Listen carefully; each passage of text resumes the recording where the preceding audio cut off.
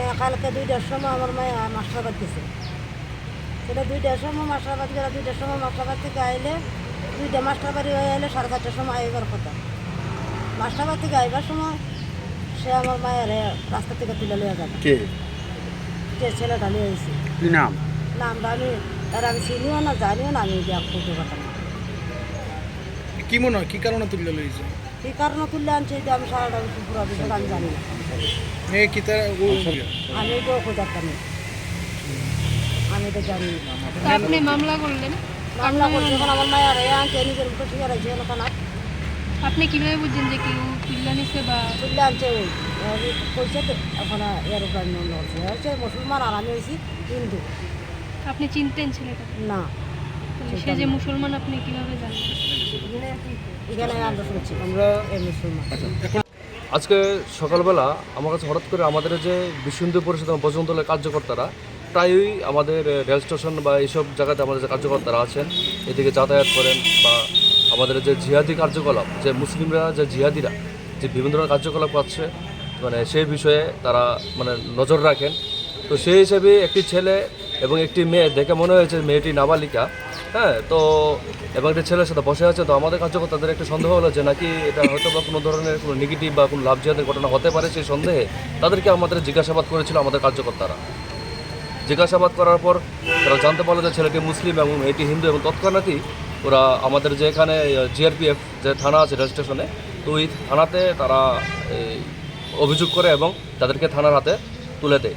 সেই সঙ্গে আমি বজরং দলের, যেহেতু আমি জেলা দায়িত্বে আছি, আমার সাথে ওরা যোগাযোগ করার পর আমরা বজরং দলের এবং বিশ্ব হিন্দু পরিষদে যে ডুকলি প্রখণ্ডের যে দাদারা আছেন সম্পাদক সভাপতি, ওদের সাথে যোগাযোগ করি এবং আমরা সবাই সম্মিলিতভাবে ওই জায়গাতে এবং যে রেল স্টেশনে ও জিআরপি থানাতে আমরা গিয়ে অবগত হই যে ছেলেটি মুসলিম, ছেলেটির নাম আনসার মিয়া, বাবার নাম স্বপন মিয়া, খুব সম্ভবত ওদের বাড়ি হচ্ছে এই জিবি বা এইসব সাইডে ওদের বাড়ি, মানে ওরা যা বলছে সেই হিসাবে।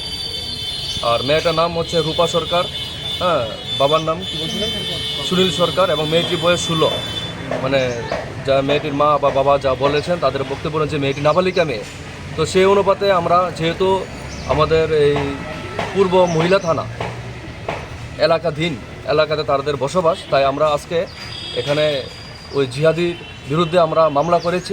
মামলা বলতে আমরা বিশ্ব হিন্দু পরিষদ এবং বজরং দলের পক্ষ থেকে আমরা ওই পরিবারকে, মেয়ের পরিবারকে আমরা সাহায্য করেছি, ওনারা মামলা করেছেন। এবং আমরা পুলিশ প্রশাসনের যে বর্তমান কাজকর্মের উপর আমরা খুবই প্রশংসা করি এবং আমরা খুবই স্যাটিসফাইড। আমাদের এখন তারা জিআরপি থানাতেই আছেন এবং এখন জানতে পারলাম হয়তো ওদেরকে এখানে শিফট করে আনা হবে। এবং আমরা যে আমাদের কার্যকর্তারা, যে বজরং দলের কার্যকর্তারা যে ওই থানাতে রেল স্টেশনে জিআরপি থানার সামনে ছিলেন, তো আমরা জানতে পারি যে কালকে মেয়েটির উপর শারীরিক নির্যাতন এবং ধর্ষণের প্রচেষ্টা সহকারে পাচারের কাজে মানে পাচারের উদ্দেশ্যে নিয়ে যাওয়ার জন্য মানে বদ্ধপরিকর ছিল। এবং ছেলেটি জানলাম যে হয়তোবা বেঙ্গালুর বলছে যে বেঙ্গালুর নিয়ে যাবে। তো আমাদের সন্দেহ বেঙ্গালুরু নিয়ে যেতে পারে বা বাংলাদেশও নিয়ে যেতে পারে, কারণ ওরা পাচারের কাজে, জিহাদিরা এই ধরনের কাজে সবসময় আমরা লিপ্ত, আমরা সবাই জানি। তো মেয়েটিকে পাচার করার উদ্দেশ্যে এরকম কাজ করেছে এবং দীর্ঘদিন যাবৎ মেয়েটিকে ভালোবাসার ফাঁদে জড়িয়ে তারা এ ধরনের কাজকর্ম প্রতিনিয়ত করছে। এবং আমি হিন্দু সমাজে প্রত্যেকটা মায়ের কাছে, বাবার কাছে, ভাইয়ের কাছে আমি আগ্রহ করব যে আপনাদের বাড়ির মেয়েরা যাতে কোনোভাবে কোনো বিধর্মীদের কাছে এবং বিধর্মীদের সম্পর্কে যাতে কোনো ধরনের চক্রান্তে যাতে ফাঁদ না দেয়, সতর্ক হওয়ার জন্য।